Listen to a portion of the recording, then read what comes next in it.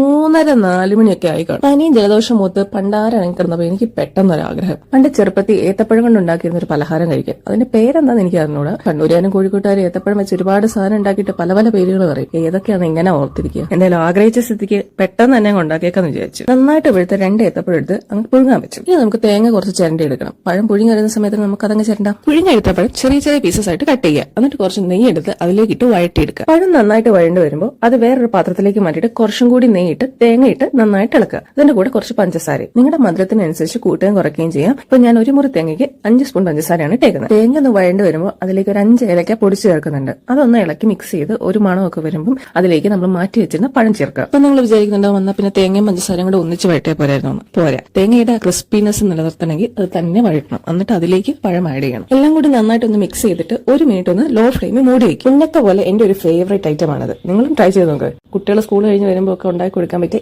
Easy ആയിട്ടൊരു സ്നാക്കും കൂടെയാണിത്. അപ്പൊ മറ്റൊരു വീഡിയോ ആയിട്ട് കാണാം. Take care. ബൈ.